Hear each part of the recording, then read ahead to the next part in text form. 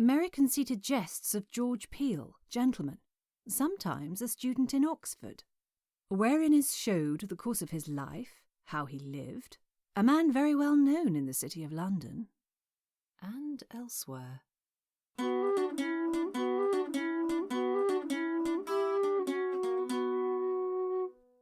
A Jest of George riding to Oxford. There was some half-dozen of citizens that had oftentimes been solicitous to George, he being a master of art at the University of Oxford, that he would ride with them to the commencement, it being at midsummer. George, willing to pleasure the gentlemen his friends, rode along with them. When they had rode the better part of the way, they baited at a village called Stoken, 5 miles from Wickham.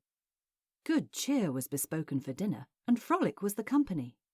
All but George, who could not be in that pleasant vein that ordinarily did possess him, by reason he was without money. But he had not fetched 40 turns about the chamber before his noddle had entertained a conceit how to money himself with credit, and yet glean it from some one of the company.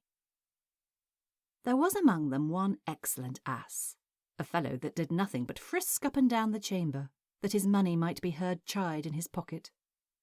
This fellow had George observed, and secretly conveyed his gilt rapier and dagger into another chamber, and there closely hid it. That done, he called up the tapster, and upon his cloak borrows 5 shillings for an hour or so till his man came, as he could fashion it well enough. So much money he had, and then who more merry than George? Meat was brought up. They set themselves to dinner, all full of mirth, especially my little fool, who drank not of the conclusion of their feast. Dinner ended, much prattle passed. Every man begins to buckle to his furniture, among whom this Hitchcock missed his rapier, at which all the company were in amaze, he besides his wits, for he had borrowed it of a special friend of his, and swore he had rather spend 20 nobles. "This is strange," quoth George. "It should be gone in this fashion, none being here but ourselves and the fellows of the house," who were examined, but no rapier could be heard of. All the company much grieved, but George, in a pitiful chafe, swore it should cost him 40 shillings, but he would know what was become of it, if art could do it.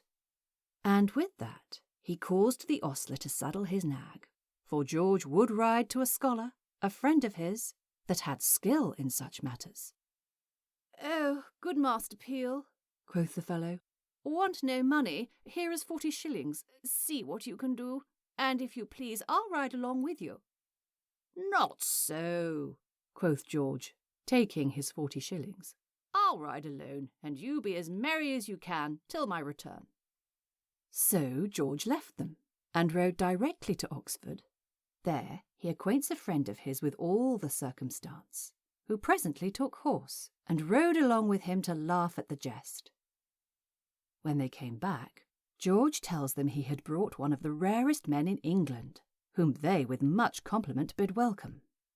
He, after a distracted countenance and strange words, takes this bullfinch by the wrist, and carries him into the privy, and there willed him to put in his head, but while he had written his name and told 40, which he willingly did.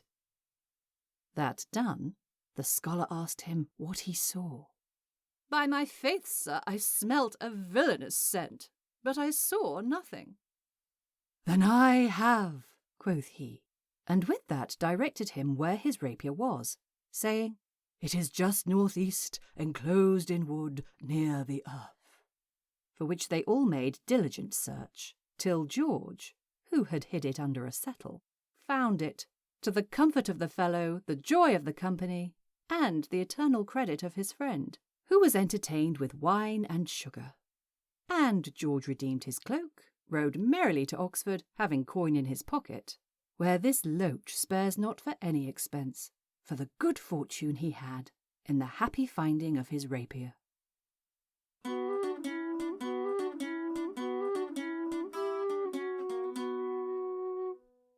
Merry-conceited Jests of George Peele was narrated by Sarah Blake, with music by Tom Cowell.